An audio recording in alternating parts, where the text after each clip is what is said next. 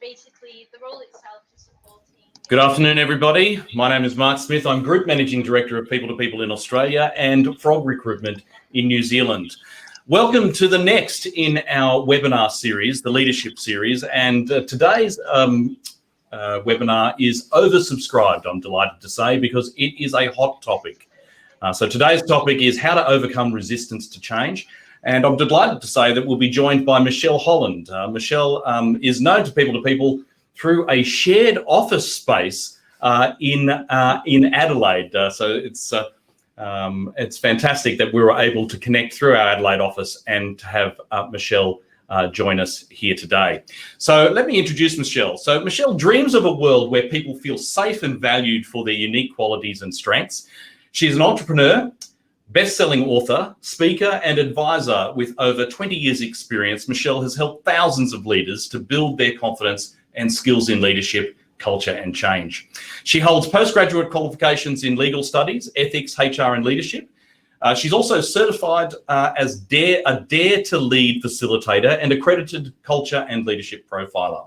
Now, in 2013, after holding a range of senior management positions, Michelle founded Synergy IQ, a business consultancy where she, her business partner and team specialise in leadership, culture, change and business transformation. So she's also a self-confessed pop culture enthusiast, which includes a healthy obsession, I'm told, with Marvel, Buffy and Harry Potter. Myself personally, I'm absolutely wrapped in Australian Survivor, but I'm not sure whether Michelle is all over this. So please join me in welcoming Michelle Holland to today's webinar. Thanks, Mark.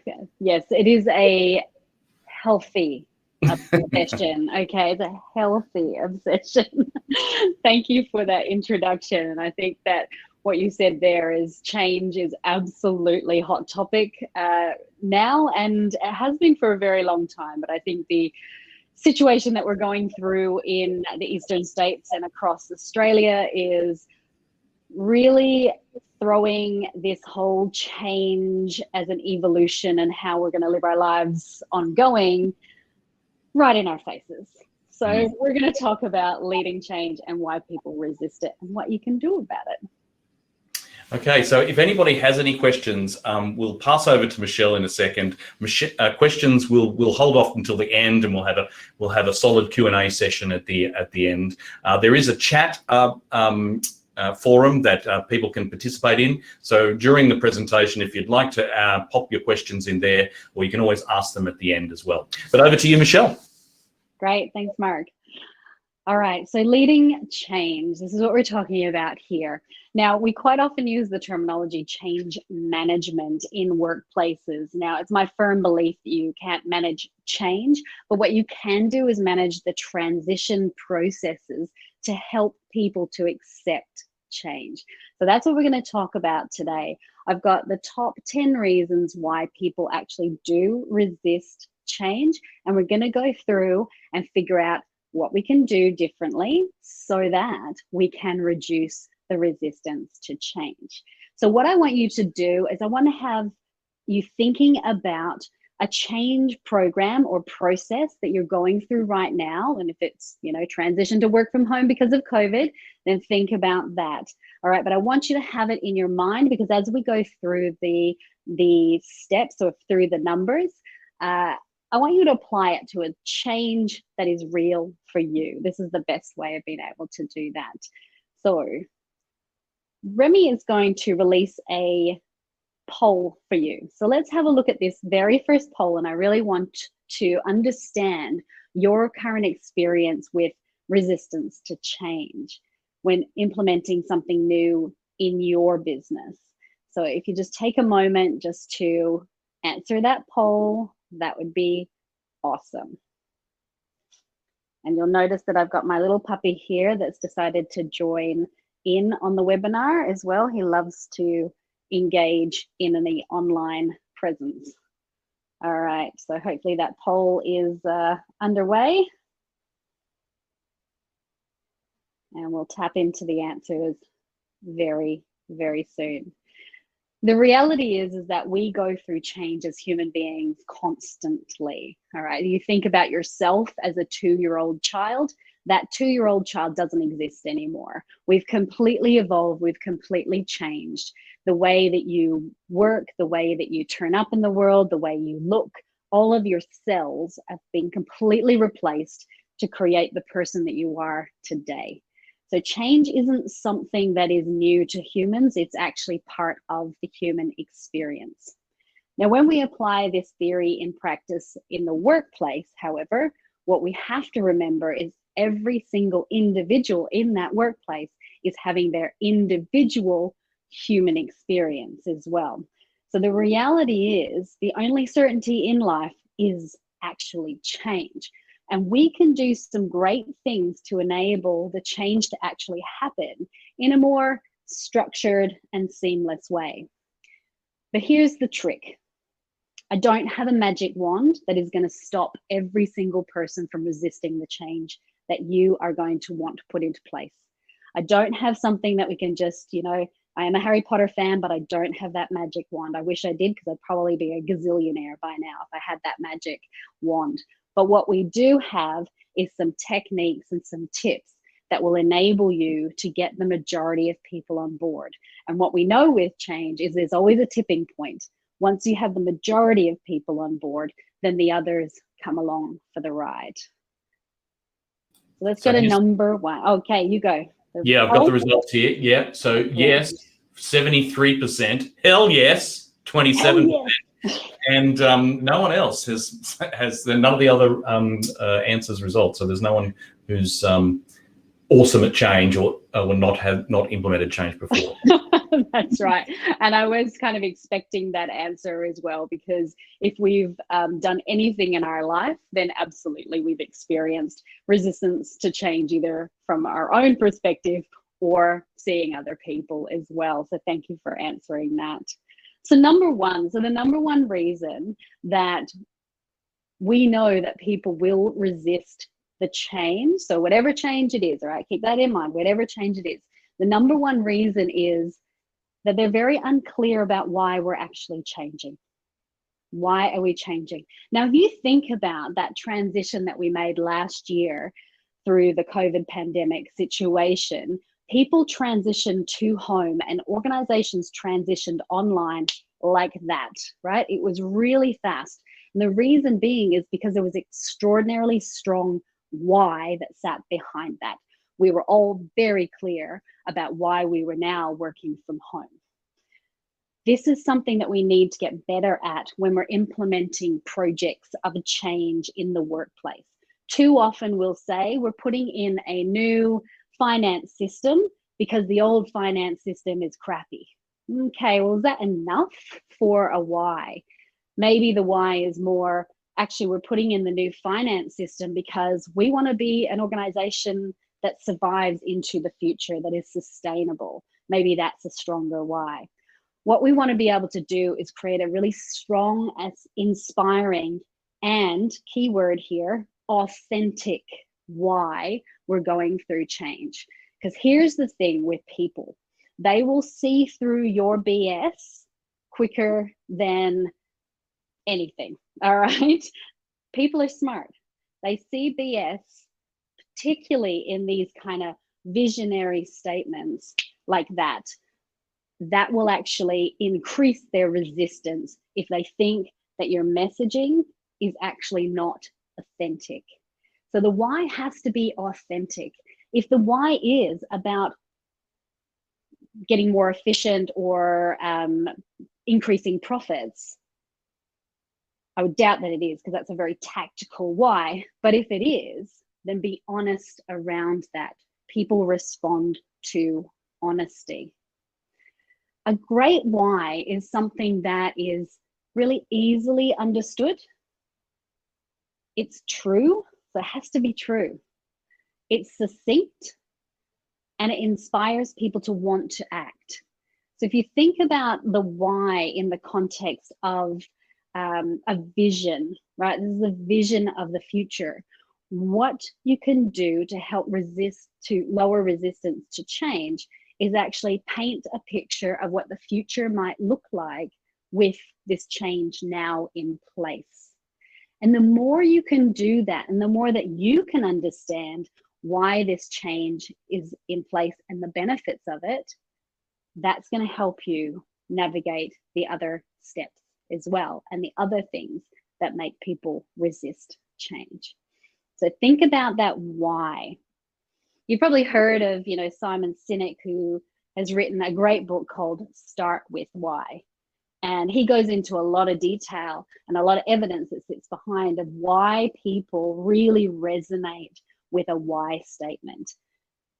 In simplicity, it really helps them just connect to the bigger picture. It connects to something more meaningful than just plugging in data into a new system. Plugging in data to a new system, unless you are absolutely a data nut and you love it, it's probably not going to be very inspiring for most people. Why is really important. That's why it's number one.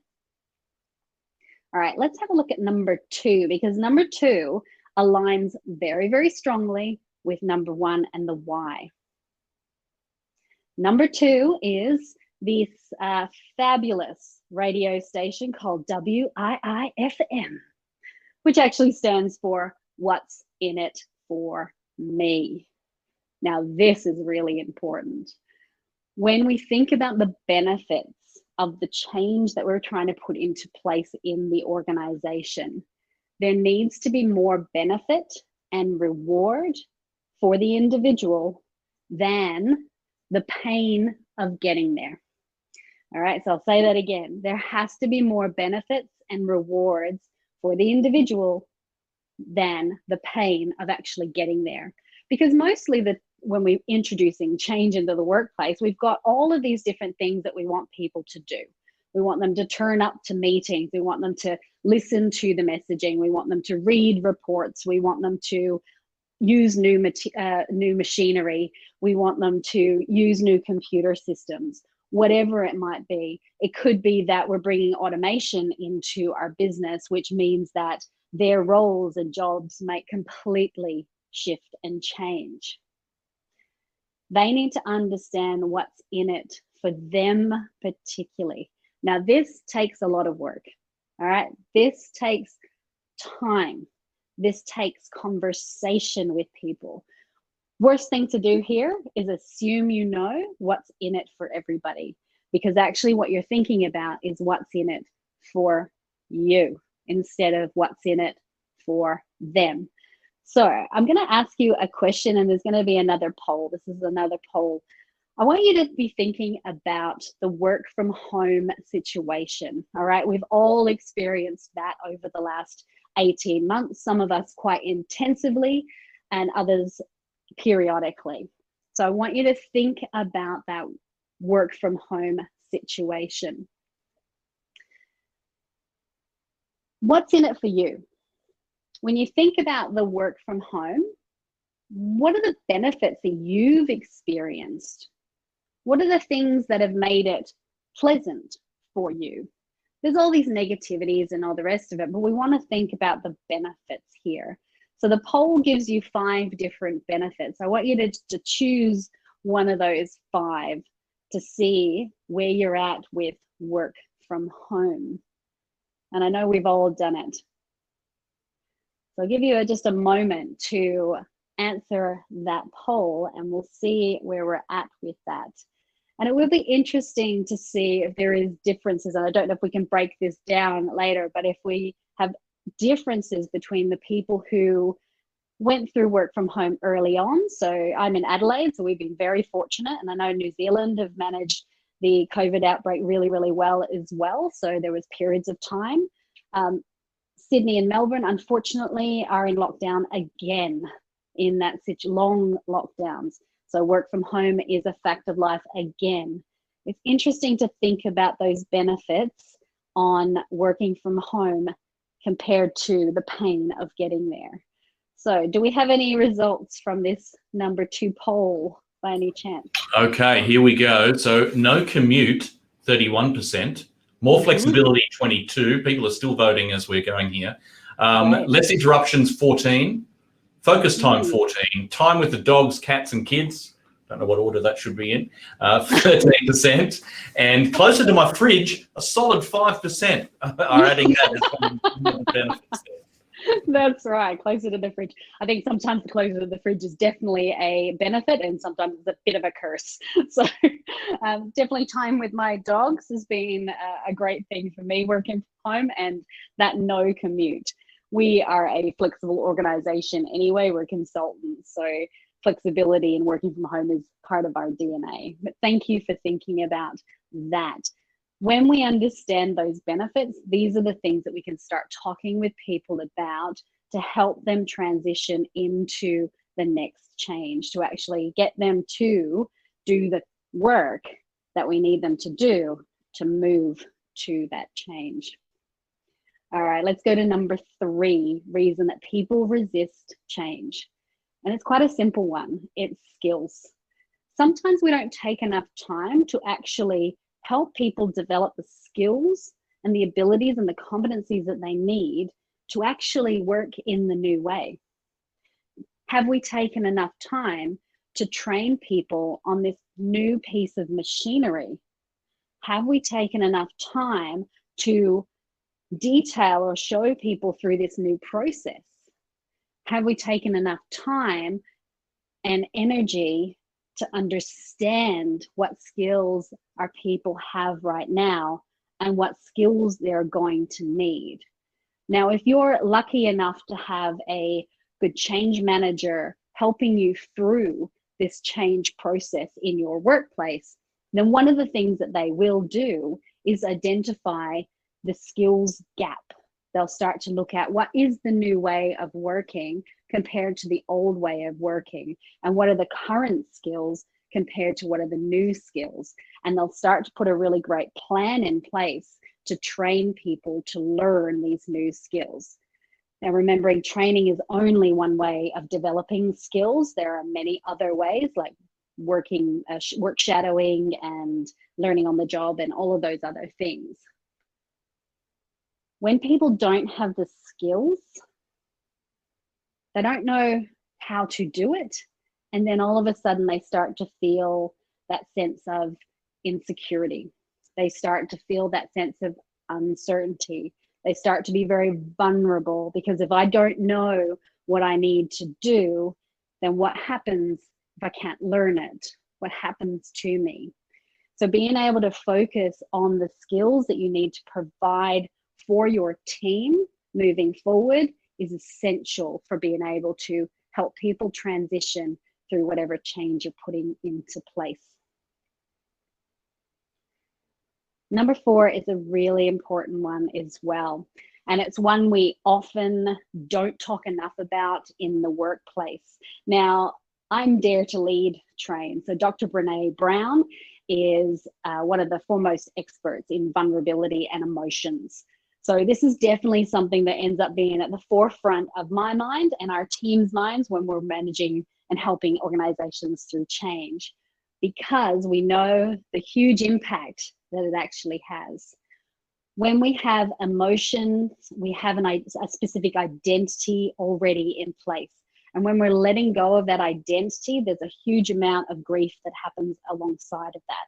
So grief is one of those big, big emotions that we go through when we're going through change. And we don't use that word enough, grief. Being able to speak the emotion of grief actually takes the sting out of its tail. This is one of the learnings of emotional literacy, or emotional intelligence, some people call it, which is about naming the emotion. The more we can name the emotion, the more we can actually have a conversation around it. This is a great quote by Dr. Brené Brown. I love this one because it really, really hits me, particularly when we're going through change practices or change processes, or culture shifts or leadership development. Leaders must either invest a reasonable amount of time attending to fears and feelings, or squander an unreasonable amount of time trying to manage ineffective and unproductive behaviors. Now, I will bet you, I probably bet you $1 million, there is at least one situation in your life where you went, Oh my goodness, this is taking me forever having these conversations now. I wish that I'd just spoken to this person 2 weeks ago, 3 weeks ago, a year ago, and actually just had this conversation. What we end up doing is delaying the conversations because conversations about emotions make us uncomfortable. So when we want to, avoid discomfort because discomfort is yucky. So we don't want to go there.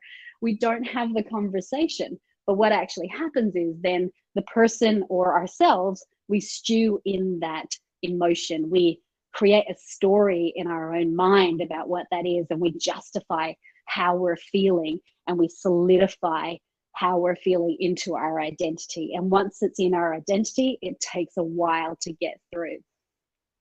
You've probably all seen this grief cycle before. We always talk about this when we're talking about going through change because it's so powerful to see where people are at.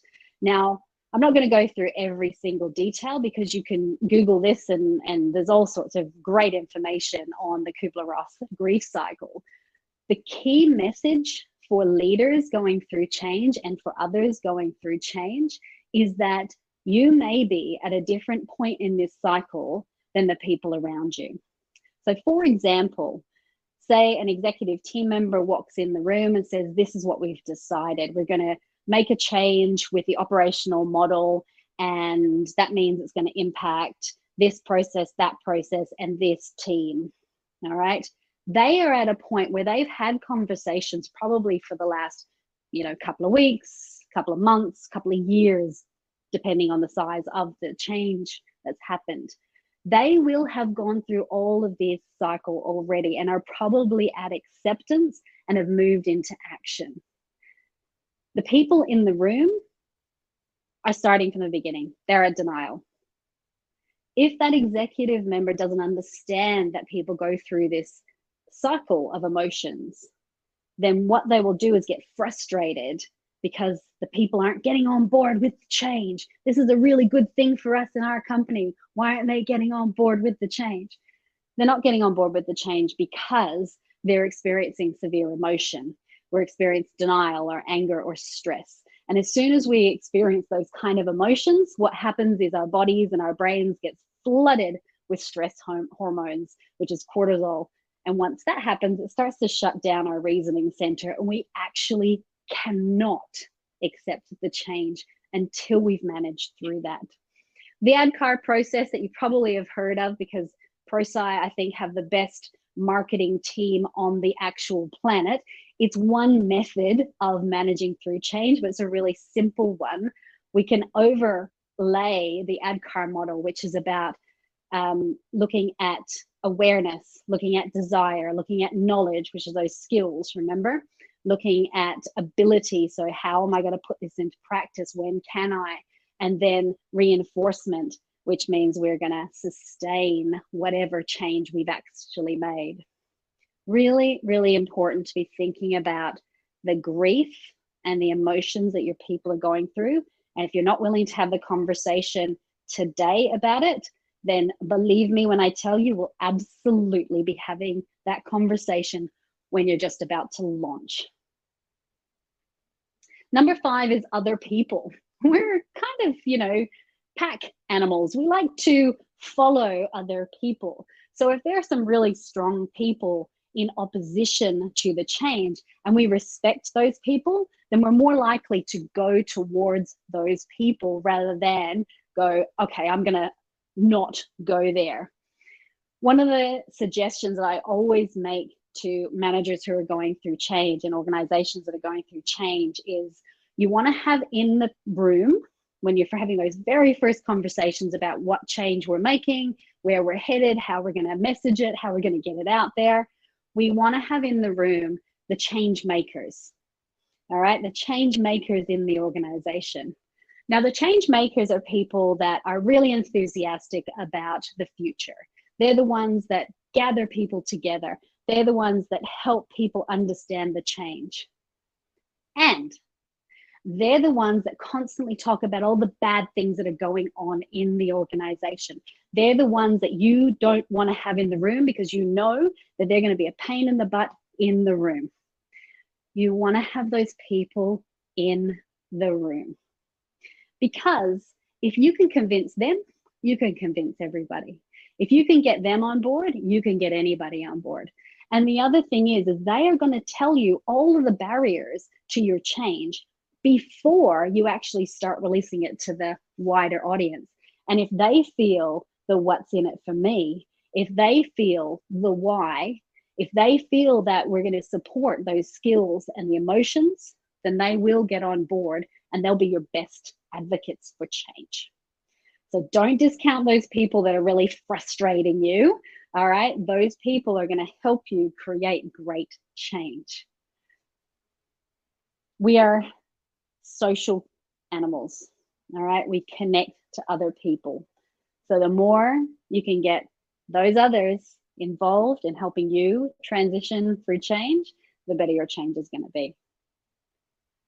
Let's go to number 6, because this is an all important one. It's a little tiny word called trust, right? A little tiny word, but it's a huge concept, huge concept. So we're going to release a poll as well. So have a look at this poll and have a look at how you build trust. I want you to select the most important one to you, because trust is so important in organizations, and we don't spend enough time actually thinking about our part in trust. Trust is about relationships, and relationships are 50-50. So I'm 100% responsible for the 50% of the relationship I have with you. All right, I'll say that again. We have relationships. They're 50-50, but I'm 100% responsible for my 50%. I'm not responsible for yours. I'm not responsible for how you turn up in that relationship, but I'm absolutely responsible for how I do. And if I can think about this from a sense of trust, how do I help people be more, see me as more trusting, right? How do I help them be more trusted when we're going through this change? There's a couple of ways of doing this. One of the models that we really love is the model from Frances Frei. It's F-R-E-I is Frances's surname. She's actually written a book with some colleagues called Unleash, but she's got a TED Talk as well. And I recommend you have a look at this TED Talk. And it's all on trust and how we communicate trust. And she's got 3 elements that through her research, she sees that are the essential elements of being able to have a trusted relationship. They are empathy, authenticity, and logic. So what she's saying is we need to be able to empathize, which is all of those emotional intelligence skills that we need to have in the background. We need to identify emotions. We need to connect with others through emotion. All right, that's empathy. Authenticity. I need to turn up as actually who I am in this moment, which includes vulnerability. As a leader, one of the most vulnerable things that you can do is ask for help, right? Ask for help. And interestingly, when you ask for help, Dr. Brené Brown's research shows us that that is the #1 thing that builds trust in teams. So I, as the leader, I ask you, my team, for help. I feel vulnerable. They see that I trust you. They see that I believe that your contribution is as valuable as my contribution. So I'm going to help. So can I help? Can you help me get better messages for change? Can you help me get that person on board? Can you help me to develop those skills over there? All right, really important. Do we have an answer for the poll? Now, I was just wondering, I'm not sure, has it been released? Oh, it has. I haven't voted myself. There we go. Isn't that terrible, Michelle? Here we go. People I think it wasn't released, so it's just people are voting as we speak. All right. So if we give it a couple of seconds. And, give it a second. Tell me what we're looking at here. So it's interesting. It seems that the clear, as people continue to vote, it's holding myself accountable for my actions, 43%. And then it's skipping around between setting clear boundaries and expectations being reliable and staying in my integrity as the next clear Beautiful. Categories for trust. Great. Well, the reality is all 7 of those things are important for building trust and trusting relationships. But all the time we have one that's more important to us, and it will be a deal breaker as well. So if we're feeling a lack of trust in our team and in our organization, then it's probably the one that you've selected is the one that's been impacted the most.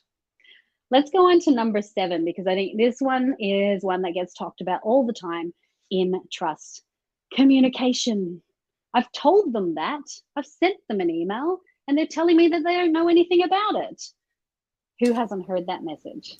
I've sent out the email. I've sent out the link to the intranet page, but they're still telling me that they didn't know about something, or they didn't hear about something, or they didn't get that email. Interestingly, when we look at communication, what we're actually doing is just providing information. There is so much information flow in this world right now. You think about your Twitter feed, you think about your Facebook, your Instagram, your email inbox, your personal one versus your work one, the instant messaging at work, the Yammer or the Teams messages that keep coming through. There is so much information that flows through our inboxes and through our minds every single day. Is it any wonder that people aren't hearing that one message that you've put out there about the change that might be happening, that they don't know whether it impacts them or not? So being able to cut through the noise is essential for communication. And one way we can really cut through the noise is we can have what's called a conversation with people. So instead of sending out an email to everybody, do that. It's all good. But also have a conversation with your team about that. Now, if your team is 80 people wide or 150 people wide or 2,000 people wide, what you need to do is make sure that you've got people that can also have that conversation, and they're the ones that you would have the conversation with.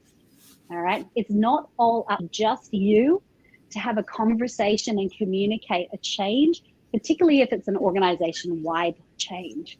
I was talking with a mayor of one of the local governments in New South Wales a couple of weeks ago, and she was saying that she's trying to communicate to 8,000 people. 8,000 people. How do I have a conversation with 8,000 people? And my short answer was, you don't. It's impossible to have a conversation with 8,000 people. But what you can do is have a conversation with 100 people, and those 100 people can have a conversation with another 100 people each, etc., etc. Think about communication kind of like multi-level marketing. If you think about it that way, that's the way you need to do it. And what happens as well is when you get the feedback back from these people and they say, oh, that didn't really land, or that didn't work for them, or these are all the questions, that gives you a feedback loop into your conversation next time. All right, I need to dig into this a little bit more. Oh, isn't it interesting how they've taken that message on? I need to be a bit clearer here. So communication is multifaceted. And again, if you've got a great change manager that's actually helping you through this, they'll come up with different ways of being able to communicate. And hopefully they're not just using an intranet and an email, because there's so many creative ways that we can actually communicate change and engage people in it to help them transition through it and reduce the resistance of it. Number 8, safety. People are worried about themselves, right? They're worried. They want to protect themselves. So what they might do is actually put things in place that actually become barriers because they're actually a bit scared, right? They don't know if this new thing is going to be safe for them. One of the things that came up in the research for Dr. Brene Brown is the biggest fear that people have in the workplace is the fear of irrelevance, right? The fear of irrelevance. So if something is changing, then they don't know if it's safe for them to go that way, because what if I don't know what to do? What if it's not for me? What if they don't want me there? What if they don't want my voice? What if they don't want my ideas?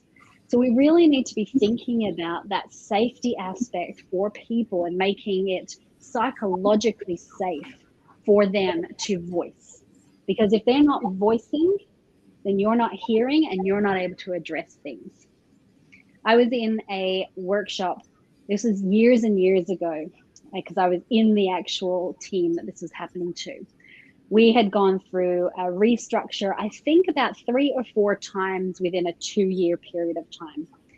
And the consultant got up on the podium, standing next to the director of the department, and told us all about the new change that was happening, the shift in the restructure, and this is what we're going to do. And there was silence in the room. Silence, like complete silence. Now, me as a young OD practitioner, so organizational development practitioner, and a real voyeur of human behavior, I looked around the room and went, oh dear, nobody's saying anything. This is a problem. The people that were standing on the podium went, oh, there's no questions? Great, let's get on with this. All right. That was a bunch of people that did not feel safe to be able to say anything. And you can imagine what happened to that change process later down the track. Now, there's a little exercise that I love, but I can't go through it with you today because we just don't have enough time. But I want to introduce you to it, and you can Google it and play with it. It is one of the best exercises for helping people to see the benefits and keep seeing the benefits and see those things that don't feel safe. All right. And so that you can actually talk about them. And it's called the 4 Doors of Change. And it's by a guy called Jason Clark. And Jason Clark is an Australian guy.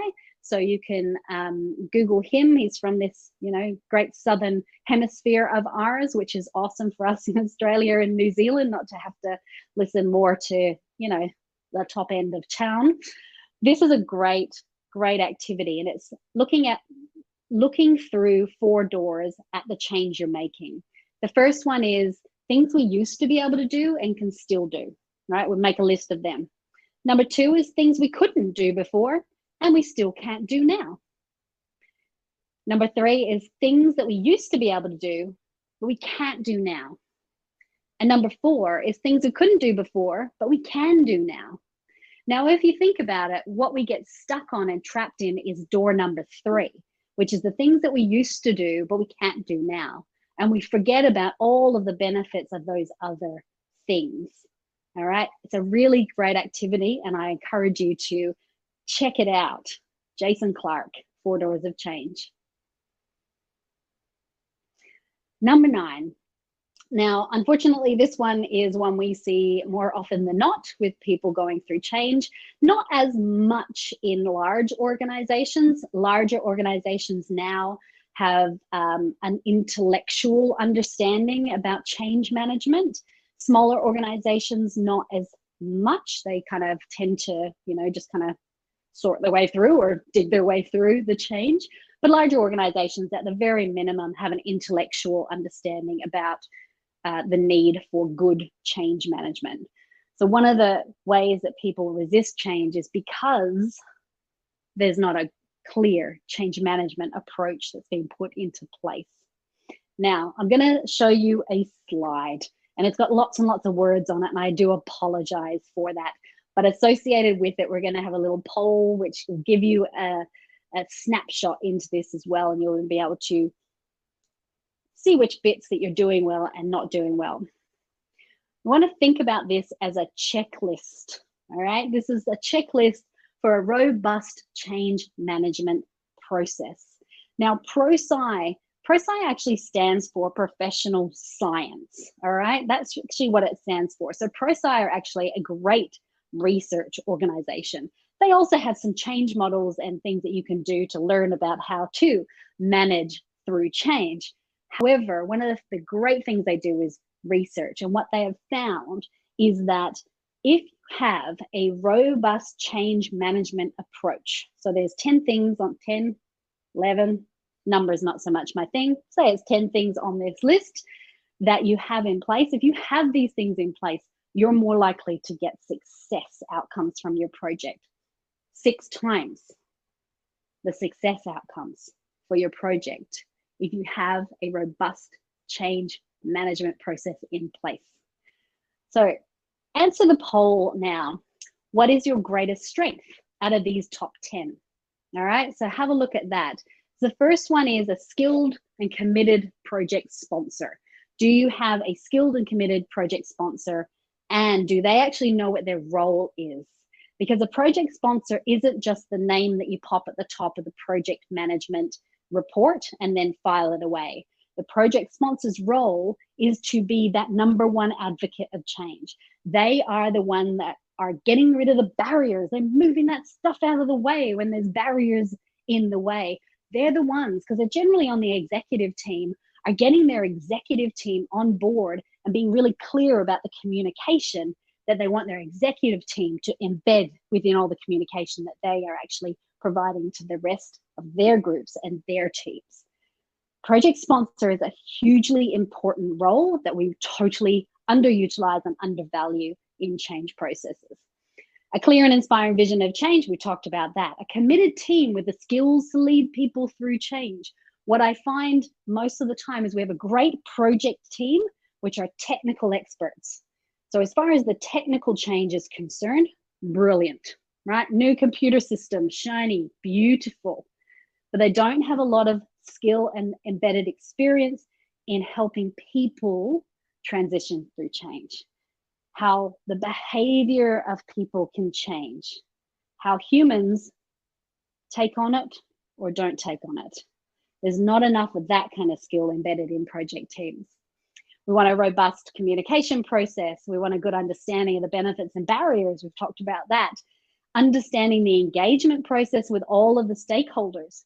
Actually, just knowing all of the stakeholders is one of the elements. One of the things that we quite often end up doing is we're often invited into change processes when it's almost towards, that time where they go, uh-oh, this isn't going very well. Better bring in Synergy IQ to help us out here. So we quite often get launched or dropped into the middle of an ongoing change. And what we more often than not find is there's not a robust stakeholder engagement map or identification process that's occurred. So people get dropped off the list, they don't get spoken to, and they might be critical. One of the jobs that we went into was to transition to a new customer system, and the team hadn't actually spoken to finance at all. You think about the customer journey, there's a financial aspect to that, but finance hadn't been engaged because they didn't do some clear stakeholder mapping. Alignment with project milestones, that's the change processes need to be aligned. A clear pathway forward for skills and resources. A way of sustaining the change afterwards, all right? That's another critical one. We have to have a way of being able to keep whatever change that we've made alive and in action. Because I quite often think about human behavior a bit like, you've got a very strong bungee cord attached to the back of your belt strap, right? And you're moving along and moving along and moving along, and at some point that bungee cord snaps and you're there, right? You're within this new change. Think about habit change. However, that bungee cord is so strong that if you're not wary and you don't place things into effect which are sustainable, then that bungee cord will bounce you straight back to where you were before, all right? Anybody who's ever tried to give up eating chocolate chip cookies for any period of time, that bungee cord is strong. I tell you, it's strong. Mine. We also want to have a clear evaluation process. This is quite often missing, right? An evaluation we actually want to do throughout the change process. This is about feedback loops. Did that work? Yes, it did. Excellent. Did that work? No, it didn't. What can we do differently? Did that message land? No, it didn't. What can we do differently? All right, so the poll, what is your greatest strength? What have we got there? Okay, so what is your greatest strength out of 10? Well, it's just everyone, as soon as it starts to change again, as soon as I start to speak. we had a clear winner at the top, which is a focus on building trust with others. Great. Then the next 4, pretty equal proportion. I spend time understanding feelings. I communicate the why clearly. I talk about the benefits for my people, and I'm open to Beautiful. feedback with the change. Brilliant. I didn't vote for any of those, by the way. So no, you didn't like any of yes. them. You're strong at other things. That's what it is. That's brilliant.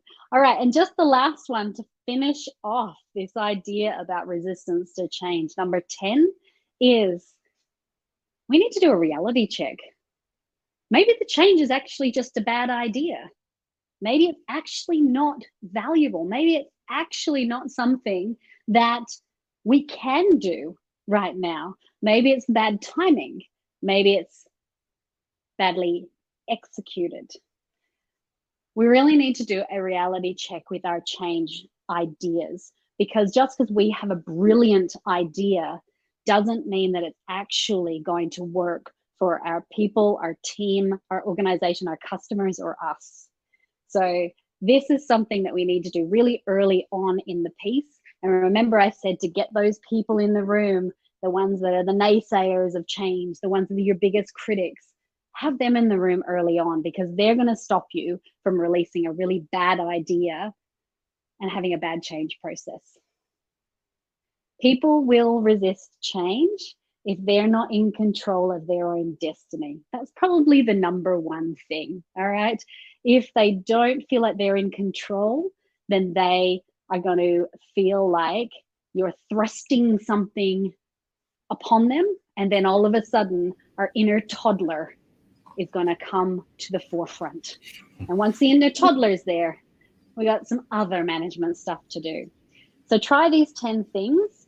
Hopefully they actually add some value for you going through change next. But thank you so much for allowing me to present this to you and have this conversation with you.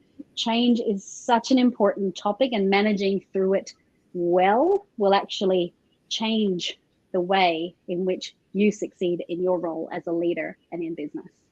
Thank you very much. Fantastic. Thank you very much, Michelle. So we do have some time for some questions, which is great. And people have been having their own private conversation in the comments whilst you've been Oh, I presenting. love that. That's great. I love that engagement backwards and forwards. It's so good. So Peter says that he was interested in the negative people that you've got to have in the room there, and he was saying, so the change makers are the negative ones. How would you? Sometimes the change makers can be people who have got the ear of other people. So they can be the people that bring people together. So they're the ones that we always have in the room, because we want them in the room, because we know that they are the innovators, or they're the ones that really gather people together. They're the ones that influence others. So those are the ones that we normally have in that room. What I'm saying is add also the naysayers and the negative Nancys, because they have gems that when you hear them early in the change piece will stop you from making mistakes later in the change piece. Because guess what? They will absolutely tell you everything that's bad about your change process, whether you have them in the room early on or you have them in a conversation later on down the track. So change makers include our influencers, they include our leaders, they include our really positive people, our culture champions, our change champions, and our naysayers can be sometimes the ones, if we can convert them, can sometimes be our best advocates for change. And Deb asks, how do you assess trust, and how do you approach change if you realize the level of trust isn't as great as you thought it was? Yeah, well, that's a really good one, actually. So with Francis Fry's model of change, it's really about a self-assessment of trust. So have I turned up in a way that's actually authentic? Have I turned up and provided the logic of the situation? Have I turned up with empathy in the situation? And if I've turned up with those things and I'm consistent in that, then trust builds over time. One of the ways that you can measure trust is Dr. Brené Brown's inventory of trust. So she's got a seven element, what should I say, a 7-element model of trust. And you can Google it, it will just pop up. Brené Brown trust inventory, and it'll pop itself up. And what you can do is start scoring against each of those elements. Now you can do this yourself personally. So give yourself a 1 out of 5 or 1 out of 10. You choose the scoring, all right? Trust is always a bit subjective, so you can choose whatever score you want to give. Do that yourself. The most powerful thing is to do it as a group, all right? And the way you can do that is you get your people in a room and say, all right, we're going to score how well we do boundaries. B is for boundaries, right? So boundaries is number 1. How well we think we put boundaries in place and hold them. So you'll give yourself a score. I think we're pretty good at that, 7 out of 10. And then around the table, everybody writes it on a piece of paper. And then we do what's called the turn and learn. All right. So you say, okay, now you've all written down your number. Now lift your number up. And that gives you an opportunity to have a really great conversation around trust without the overarching halo effect or group think happening. Because what will happen is somebody might have a 4 and somebody else might have a 9. But the person with the 4 probably won't say 4 if the person with the 9 says 9 first. So this is a really good way of being able to do it, is we write it down and then we can actually have a real conversation. As long as there's no judgment in that, because one of the elements in trust is non-judgment. So perhaps do a bit of research on that first before you try that out. Maybe try it yourself first before you bring it to your team. But it's a really, really great model for measuring and identifying the trust elements that are maybe a bit wobbly in your team. Thanks for that question. That's amazing. Okay, Leanne says, would you recommend having workshops, forum groups to open up the channels of communication around how people are feeling in relation to the changes that are being proposed? I think you've already answered that. Yeah, I would definitely say yes. I mean, that's a yes, and have other mechanisms as well. So large forums can actually water down people's ability to engage. So I would say if it's a significant change that we're going through and it's an organization-wide change, maybe bring 10 to 12 people into the room. If it's a Zoom call of 800 people, then that's good for that initial kind of conversation, that dropping the seed stuff. But you'll need to have smaller group conversations to really engage people in the change and find out exactly what their issues are, what's in it for me, for them. All right. So forums are awesome, particularly right at the beginning to start seeding change. But if we want to have real dialogue, we have to have smaller groups. Okay, and Cindy says, I'm just conscious of time, so I'll keep an eye on that. Cindy says, what advice do you have to manage the feelings of those who have to be kept out of the new change? That is, they don't have skills to embrace the new change, or not willing to adapt, or they have to leave. Yeah, and that's one of the toughest things. I think what we can do is sometimes get a bit lost in all of the industrial relations processes that sit alongside of that, because more often than not, if your skill set is not or no longer valuable in the next wave, in the new wave, that means you either are redeployed somewhere else, or you're made redundant, or you might be downgraded, or something happens that you're no longer in the position that you're in. So there's a whole industrial relations process around that. And that's where you engage your HR department in that. Managing the fears and feelings around it is about having those conversations as early as possible. Now, I'm absolutely conscious of the industrial relations stuff because of 25 years in human resources, totally get it. And we need to be able to have those conversations as early as possible with people. One thing I would say very clearly is that you as a leader, you are not a counselor. It is not your responsibility to help them to manage their emotions, but it's definitely your responsibility to help create an environment whereby they can manage their emotions, create an environment whereby they can talk about their emotions. That's your role as a leader. And to identify when you think, you know what, this is well beyond my pay grade now. When you're having a conversation, it's probably time for that person to go have a paid conversation with someone who's more likely to actually help them to transition through their emotion. Now, that can be a hard conversation to have as well, and you can only suggest people do that. But it's the old tell them, and tell them again. If they don't do something about it to begin with, and you've suggested it, don't give up on them. Just keep going back and don't give up on them. Okay, great. And we'll take this as the last question. And Janet says, looking at the 4-door challenge, how would you win over the people stuck on door 2 and 3? Things we couldn't do before and still can't, and things we used to be able to do but can't now. Yeah, so I would absolutely run this exercise with them, because that exercise actually helps them to open up those other 2 doors. You will face people that no matter what happens, they are going to be that toddler that I talked about at the end, and they're going to frustrate your process. All right. The thing is, we keep moving through as much as we can. And if we get to a point where they're like, I'm not doing this, this is all bad and this is all terrible, then it might be time to have a more serious conversation with them about, is this the right organization for you or not? If you're so adverse to the changes that we're making and the direction that we're going, is this the right organization for you or not? And they're obviously tough conversations to have, and I recommend you get some advice before you go and have those conversations. But at some point, we have to call this bad behavior and this poor, sorry, poor is not the right word, this inability to actually manage our own emotions and our own adultness.